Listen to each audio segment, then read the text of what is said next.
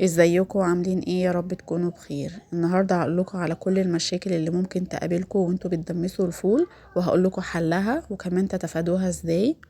واي سؤال ممكن يخطر على بالكم وانتوا بتدمسوا الفول او لسه هتدمسي الفول هجاوبك عليه. انا دمست الفول معاكم قبل كده، لو عايزين الطريقه هسيب لكم اللينك في صندوق الوصف تحت، دوسوا على عنوان الفيديو هيظهر لكم اللينك.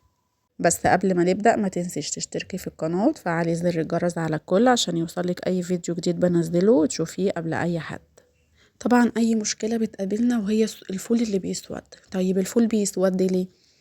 الفول ده مادة بتتأكسد، فاحنا نمنع الأكسدة بتاعتها دي بإيه؟ بليمونة. طيب لو حطيتي ليمونة معاه وهو بيتدمس وسود منك هيبقى سود ليه؟ اولا بيكون ما اخدش مدة التسوية بتاعته المظبوطة، يعني هيكون لسه محتاج مدة تسوية اكتر. يعني انت مثلا لو مسكتي الفول لقيتيه استوى وبعد ما طفيتي عليه لقيتيه سود معاكي، لا يبقى هو كده محتاج ياخد غلوتين تاني على النار. علي عليه، تبقي مثلا احنا بنسويه على نار هادية وطفيتي عليه خلاص وبعدين لقيتيه سود او طبقة المية اللي عليه من فوق دي سودت، يبقى هتعملي ايه؟ هتشغلي نار عالية. اول ما يبتدي يغلي معاكي هتوطي عليه وتسيبيه ساعة كمان او ساعة ونص يغلي كده غلوتين، واول ما تطفي عليه خلاص كده مش هيسود معاكي واديله تقليبة كده. يعني لما تلاقيه اسود قلبيه في بعضه وبعدين اديله كده غلوتين تاني وسيبيه على نار هادية ساعة، هتلاقيه لونه بقى كويس زي ما انت شايفة كده.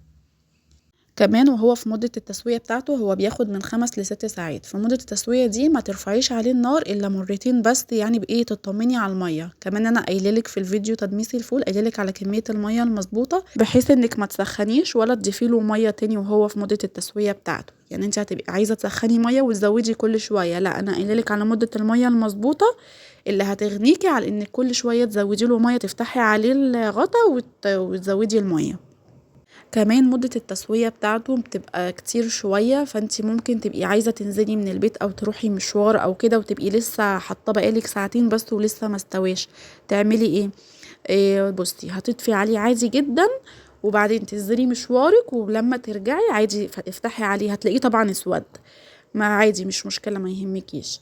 ابدأي افتحي عليه النار، اول ما يبتدي يغلي تبقى على نار عالية، اول ما يبتدي يغلي هتوطي عليه النار خالص وتكملي سواه عادي جدا مش هيحصل له اي حاجه. الفول اللي انا عاملاه قدامكم ده انا كنت قفلت عليه وسبته لتاني يوم، كان لسه ما استويش وسبته لتاني يوم، نزلت مشوار وكمان بت بره كمان، واحنا عشان في الشتاء انا سبته بره التلاجة يعني ما دخلتوش في التلاجة. وجيت تاني يوم شغلت عليه بقى النار واديت له مدة التسوية بتاعته كلها المظبوطة واستوى معايا وطعمه حلو جدا. كمان نوع الفول بيفرق معاكي، عشان تطلعي معاكي فول ناجح لازم تجيبي الفول البلدي اللي الحباية بتاعته كبيرة ولونها فاتح.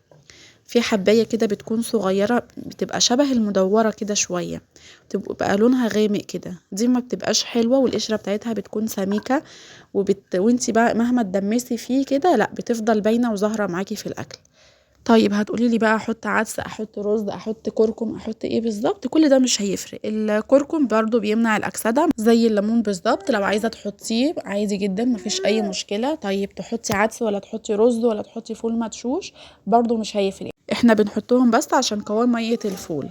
وبرضو ممكن تستغني عنهم خالص وتضيفي معلقه دقيق كده في الاخر بحيث ان قوام ميه الفول يبقى كريمي وطعمه حلو. انا كده خلصت حلقة النهاردة، يا رب تكونوا استفدتم من الفيديو، ما تنسوش اللايك والشير.